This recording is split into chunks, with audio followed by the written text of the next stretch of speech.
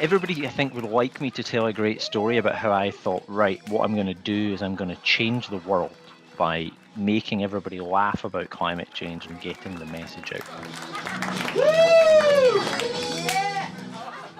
And I thought to myself, well, what do I know that other people don't know about? What can I talk about? What can I bring to the table? I'm here to put the mate in climate change, the warm glow in global warming, and are you mental in environmental? I have a PhD in climate change policy, which means I'm the sort of doctor that if you're ever on a flight and you have a heart attack, I will rush to your side, but only to berate you for flying. Why are you on the plane? Shh. Meet Matt Winning, a funny man from the Scottish town of Paisley who describes his job, or one of them at least, as a bit of an oxymoron. See, I'm an environmental economist. Environmental, yay, economist. Thanks. It's a bit like a human rights lawyer. Still a lawyer. Or a cocktail sausage. Huge disappointment. As you might be starting to gather, Matt is also a comedian. He crunches scientific data by day and hits the UK comedy circuit by night. In both cases, hoping to share an understanding of just how human behaviour is changing the climate on the planet we share. When I was born, climate change was just nascent in the public's awareness. During the short time that I have grown from a baby to an adult through school, university, fallen in love, and having a baby of my own, and experienced everything I have ever experienced in my life, including all of the Fast and the Furious franchise, during that time, over 55% of all CO2 emissions that have ever occurred had occurred. Through humour and banter with his audiences, he draws giggly lines between the choices many of us make in everyday life and the searing heat waves, storms, droughts and wildfires that have become a new kind of normal. And he finds funny ways of explaining how different actions have different levels of impact. Here they are in descending order. Here we go. Edit number 4. Okay, edit number 4. Don't have a cow, man. It's eating meat. And that's about 10% of the average UK person's emissions. Edit number 3. Is it a bird? Is it a plane? Yes, it's a plane. And it's the most emissions-intensive thing we can possibly do. You don't have to not eat meat for 2 years in order to take a return flight to New York and back. Edit number 3, beep beep, it's driving, you turn ahead. Basically, you would have to, basically 30% of the UK emissions is by far away one of the highest actions that you can do. Now, does anyone want to guess what number 1 is? Hold that thought, because we'll come back to it later. I'm Neil King, and in this episode of Living Planet, we're asking whether making the climate crisis the butt of jokes can make people rethink their ways. And who better to give us an insight than a comic/scientist who didn't originally set out to be either? My first career was actually, I came out of university and I worked for an investment bank. Ooh, for the a dark year. side. The dark side of the table. I did that for a year, and then I went and did a master's degree in economics. So my background was in law and economics. It's a very difficult word to say in a Scottish accent, law. A lot of people don't understand when I say that. So in fact, I remember telling some German people at one point that I did law and economics, and they thought I said war and economics. and there was a lot of confusion.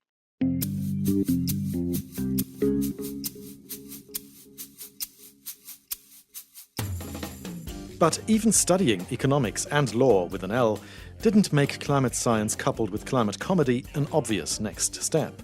So I didn't really know where I was necessarily going to go with my career, but things had sort of sparked my interest at university around climate change, and I found it fascinating as a thing that was happening right now that was being debated from a legal perspective. And I did a course on the kind of economics around environmental issues and climate. I just found it really, really interesting. So interesting, in fact, that he ended up doing a PhD in climate policy, which explains half of what he does now, but not all of it. And then about 9 months into my PhD, I realized I really needed to be out of the house every evening doing a hobby. And I started a stand-up comedy course at the university. He didn't start off by making climate comedy his comedy target, and yet, in fact, already had been delivering other less scientific routines for several years before he made the shift. That was almost a decade ago.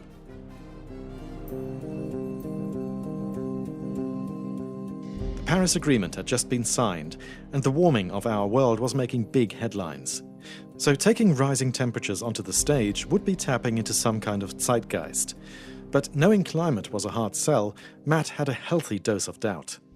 And I thought, well, I guess I know a lot about climate change. This is what I spend every day of my life thinking about and working on. But nobody wants to hear about climate change.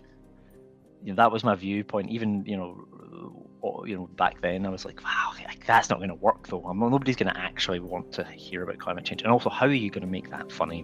Which is something many people, including myself, might be wondering, because the impacts of rising global temperatures are so widespread and so serious that it's hard to imagine it could even have a funny side. But the more I thought about it, the more I was like, well, I might as well give it a try. I've got this knowledge, I've got this passion. I might as well just see what happens. And it might be terrible and people might hate it, and I might never do comedy again, and I might give up, and that will be fine, but at least I'll have given it a shot.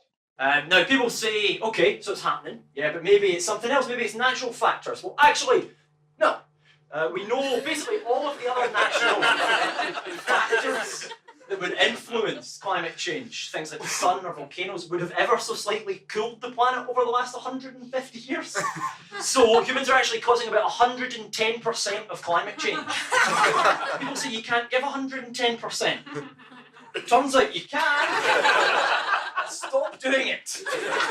The first 3 months, it was the hardest 3 months of anything I've ever done, because I was dying on stage. People hated it at first because I don't know what I'm just trying. I'm floundering about trying to figure out how to do this, and I would just keep going back up on stage. I had a presentation. I was like, these are the things I'm going to talk about. I'm going to try and make them funny. Anyway, so we're going to go through a recap of kind of the science and impacts, some stuff about psychology, individual action, and then finally we'll have a summary. And I know what you're thinking, in the future with climate change, won't every day be summary? No. And at first, people were amused by this sort of the persistence of it, where I was like, I'm going to be talking for an hour here, and it's going to be about climate change. And people found that sort of amusing in itself, but that only gets you so far. Since 1900s, we've increased our use of fossil fuels about 8 or 9 times, and that is mostly coming from coal, gas, and oil, which was actually the original name of the band Earth, Wind, and Fire. And a lot of the older professors, that's their favourite.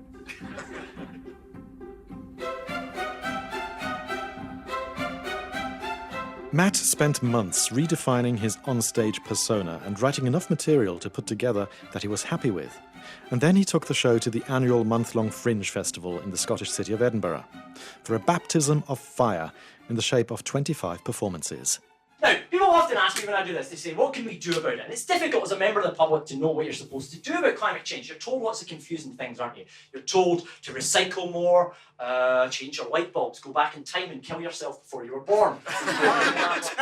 By the time the month was over, Matt hadn't bombed or been heckled off the stage. Instead, he'd actually found that audiences were both interested and engaged. It was the confirmation he needed to keep going. People kept saying, afterwards, oh, I thought I was going to hate that. But it was really informative. I felt like I learned something, and it was real, and I laughed. Which might sound unlikely given the serious and widespread impacts of rising global temperatures. So how did he set about extracting humour from something so earnest? I found it really difficult. And what I did was I ended up going and talking to other comedian friends of mine who have nothing to do with climate change, and just talking through, some of the topics, whatever it was, either some of the impacts and heat waves and other things like that, as well as sea level rise, but also talking about solutions around electric vehicles, whatever it is. Max Boykoff, who chairs the Environmental Studies program at the University of Colorado, Boulder, says humour, by its very nature, offers a different way into difficult issues, and another way to understand the world we live in. Yeah, I mean, at first glance, people may think of climate-themed comedy as, mixing oil and water. I mean, there is a danger of trivializing very important issues in our society. However, the way in which we treat it is that climate comedy becomes a vehicle for effective communication about climate change. And, so one of the biggest challenges that we have fundamentally about addressing climate change is getting more and more people to talk about it. And the way in which we think about getting more and more people to talk about it is that then provides avenues for greater engagement and action. And we focus in on comedy as a vehicle because it helps lower defenses. It actually helps open up spaces for open conversation. Conversations that, let's face it, can be hard to have, because people tend not to like being told to think twice about flying on holiday or eating whatever takes their fancy.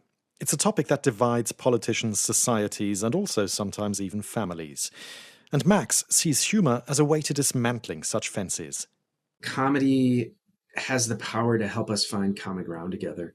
And in these times of polarization, of retreating to certain groups that we may agree with, and we get into these echo chambers, that comedy has this possibility of bridging together and helps recapture what can be seen at times as a missing middle, where people are discussing different perspectives. He has spent around a decade working with students looking to learn how jokes can be used as a creative climate communication tool. In that time, he and his colleague Beth Osnes, who has a background in theatre, dance and the history of comedy, have helped to seed performances across the US. The duo is also part of a project called Inside the Greenhouse at the University of Colorado, Boulder, which offers a space for experimentation and brings seasoned and aspiring climate comics together. Earlier this year, to mark Earth Day, they hosted their 10th annual climate comedy show, with performances from both students and professionals, including New York comic Nat Towson. But I really am trying to eat a plant-based diet, but it's hard. It's made me real. Is anyone here straight up vegan? Okay, right up here front. All right, great. Okay, we got a few. Yeah, I feel for you people. It's got to be hard to be vegan, because you're right. You're correct. And as we've established, we all know that. And the lifestyle that you have done, you've opted to do with no one forcing you to do it, could be the lifestyle change that, if adopted en masse, is essential to our survival as a species. But you are technically annoying. Max Boykoff also sees comedy as a way to build rather than dismantle communities, and to confront an issue that is often otherwise delivered with a wagging finger or apocalyptic undertone, both of which leave many people feeling helpless, hopeless, or just aggravated. And in these high stakes, high profile, highly politicized challenges, where climate change has the potential to overwhelm everyday people, humorous treatments can lower those defenses, can open us up, increase accessibility to complex, often distant dimensions of climate change just by making them relatable. Also, the live shows have great value because that collective participation is really important. We don't feel so isolated, that we feel that we're relating to each other on what's funny. He says climate stand-up is not only about poking fun at what governments or societies could be doing better. It can also be a way of talking about what is going right, and the part people might be able to play in positive action. An additional piece of all this is that with comedy, we can think about the various ways that make us laugh, but we had added this layer of engaging with climate change content and pointing towards solutions as well. And so we, over time, had been working with comedians and working with our students to point towards spaces where our students could talk about solutions and talk about actions to alleviate the negative impacts of climate change. So I thought about, what's the environmental impact of coffee? It turns out that if you have a white coffee, just a splash of milk in your coffee, you double the emissions associated with that coffee. And if you have a latte, yeah, because you're a big baby, you need a big glass of warm milk.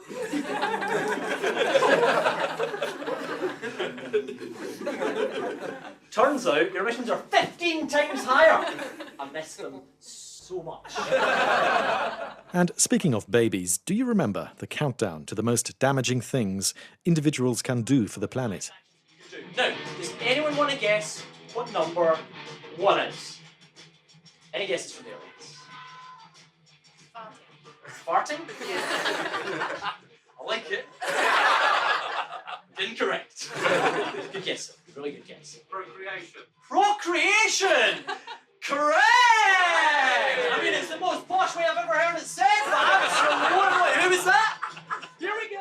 One of Matt's shows is built around the smaller and bigger ways he could reduce his emissions footprint enough to feel okay about becoming a father, something he explains he always knew he wanted. Despite the fact that having children goes hand in hand with increased use of resources, energy consumption and waste generation, albeit to massively varying degrees depending on where and how a child is raised. A wise person once said, "I believe the children are our future." A climate scientist? No. Whitney Houston. And I agree with Whitney, but also think it depends on what kind of a child you have, right? If I have a vegan, clever child who, somehow invents the world's first zero carbon airline, yeah, they're already offsetting themselves. So I guess what I'm trying to say is the point of this show is don't have too many children. Right. But also you don't have to have no children. Just have better children. As a father himself, he weaves elements of his family life into his routines. But he also acknowledges how hard it can sometimes be to find the levity in a subject that touches his life and the decisions he makes. In the same way it touches those of billions of others.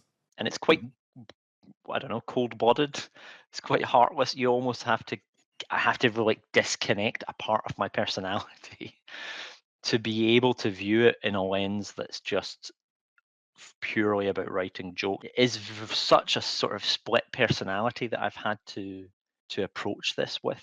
The way you described that, though, with the split personality bit, I think that's quite an interesting analogy to how we are as humans in the climate crisis, because every day, I mean, we all do it. We do stuff that's bad for the climate, and then we try and do things that don't harm the climate so much, or we try and invest in things that, are positive. But this cognitive dissonance that's going on all the time, it's like an undercurrent that nobody's can get out of, and sometimes we just try and ignore it or not think about it. But you're going right into that current each time, right?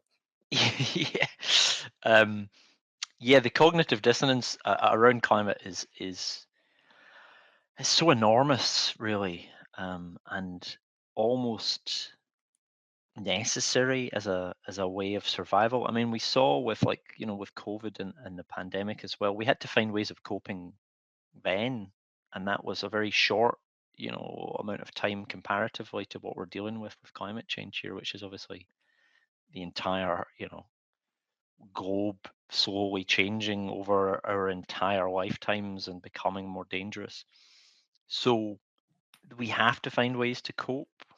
I think I've sat with it enough, obviously, that I sort of know when I'm doing it and I can decide when to do it and when not to do it. Part of Matt's aim is to deliver the information in ways that help break through that cognitive dissonance, to offer a level of clarity that can prompt others to make climate-positive decisions.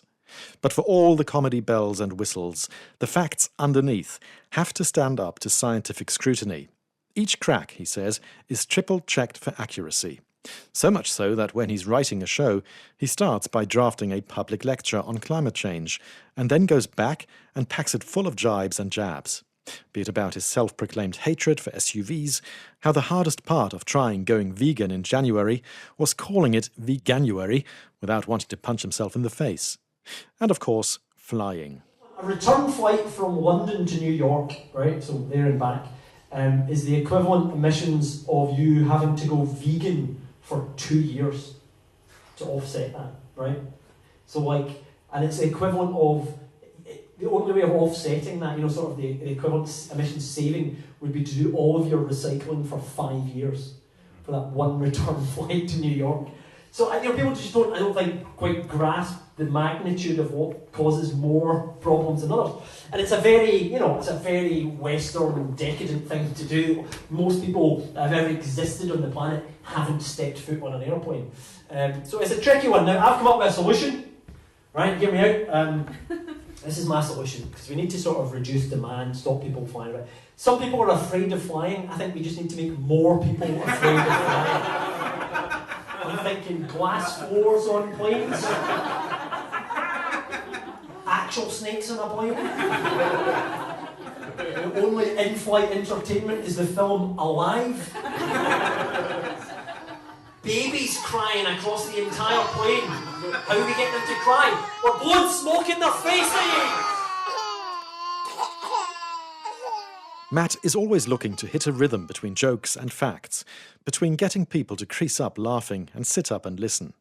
The ratios vary from show to show and person to person, but Max Boykoff says his research into the effectiveness of creative climate communication, such as comedy, reveals positive results. When we've been surveying the audiences that have come to the shows, they have given us feedback that comedy is helping enhance their awareness, their feelings of moving from paralysis to feelings of action, that it's helped dislodge that feeling of anxiety and a movement towards engagement and problem solving.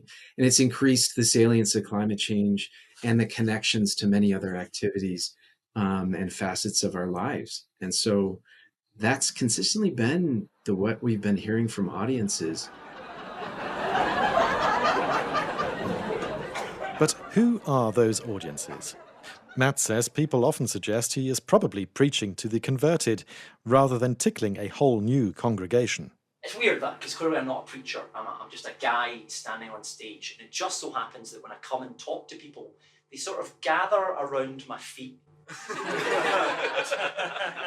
Learn from the wisdom. I mean, I'm not saying I'm Jesus.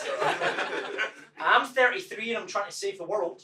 I've got a beard, love Easter eggs. I've got 12 friends and I don't trust one of them.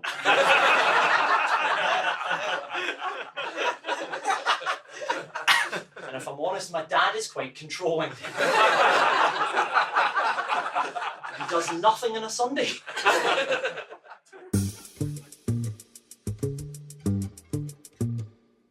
Climate protest actions and the backlash against them, both societally and in some cases legally, might suggest that there is a clear divide between those who do and do not care about the climate, with not much in between. But research suggests that is not the full picture, and that the public is split into 6 different groups: alarmed, concerned, cautious, disengaged, doubtful, dismissive, with most people somewhere in the middle. I won't go into detail too much, but basically I dismay the idea that people are either converted or skeptics. And those people are very much either end of the spectrum. And what you have in between that is about 50% of the public or more who think it's an issue but aren't really engaging with it. And that's who I am targeting. That's who I'm trying to write the comedy shows for, is this sort of like, how do you engage the people in the middle who go, I think this is an issue, but we've got these other problems, whatever it is, and we should focus on them a little bit more, or maybe climate change isn't as immediate an issue as something else. Most people are in this concern, but I had someone the other day when I asked them about it, and they said they were concerned. And I said, what's stopping you becoming alarmed? And he said, it sounds exhausting. Very much. But yeah, so it's talking to these people. Now, there's a reason why 75% of people in here, a number of reasons. One is that climate change is very distant to all of us, right? It's always like in the future, it's going to happen far away, or people far away, or it's happening to polar bears, right? I don't know about do any of you hang out with polar bears? I mean, I do. It's the one friend I don't trust. Very differing views on a number of issues. You could say that we are bear opposites. For Matt, pretty much anything is fair game, if it can be made funny. The problem I have is when I'm like, how do I explain the concept of stranded oil and gas assets in a really funny way? Like, can I do, like, the setup is too complicated and requires too much information to make the jokes worth it.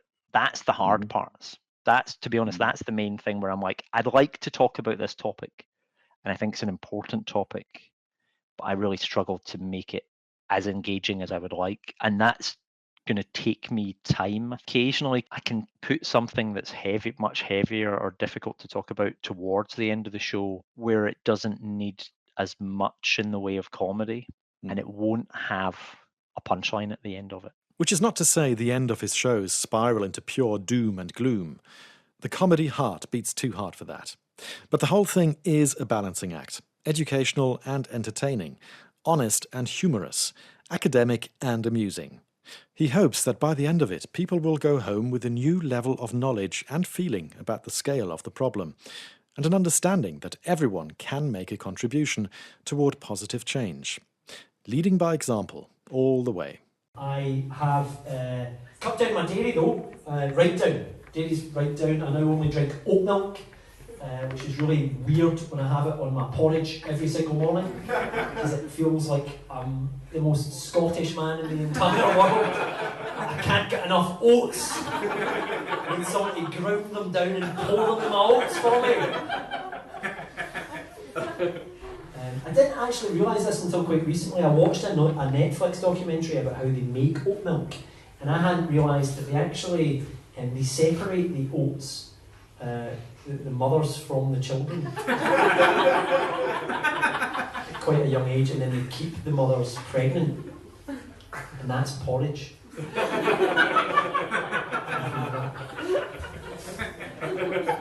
That's a weird bit, isn't it? That's an odd term. And in the very best of scenarios, there might even be audience members who feel motivated to get started on doing something constructive themselves. Engage, but engage in whatever way you feel comfortable engaging in. You don't feel like you have to engage in a way that other people do. Find your own path. And, and I talk about how I do this and the impact that I have from going on stage and talking about it. And that's just because I was really, I love doing comedy, and I found something that was my thing that I could then go out and do. So just, even if it's small, even whatever it is in your community, try and do something, try and engage with other people, try and think of this as a bigger problem that makes you to engage with community and be part of something, because otherwise we'll never actually solve this in time. 2 questions he says he gets asked a lot are whether there is still hope and what we can do about it. Basically, people want me to say, either say yes, we're screwed, so that they, don't have to do anything about it, or they want me to say no, it's fine, so they don't have to do anything about it. The answer is neither of those things. The answer is that we're somewhere in the middle. The other question, what can I do about it, is we actually need to do stuff about it because of that. We're not screwed, but only if we do stuff about it. Matt believes the global community will have solved climate change by the end of the century, in the sense that emissions will have been reduced to the point they need to be at. But he questions whether it will be a last-minute dash that will cause greater levels of suffering to life on Earth between now and then, or whether the world will get its act together sooner rather than later and make use of the solutions out there. That part of the story has not yet been written, but he hopes that spreading the word through creative humour plays its part in getting the message to places that are otherwise hard to reach. I'll just keep getting out there and keep talking to people about it, and hopefully slowly make my small piece of a difference that may well cascade in ways that I can't foresee. I might do something, inspire somebody that goes and does something much more impactful than I could ever do. And if I do that, then great. I'm very happy to play a role in where humanity's heading. I think that's the main thing that kind of gets me up every day. I can see where we have to get to, and I'm happy to play whatever role I can on pushing us there.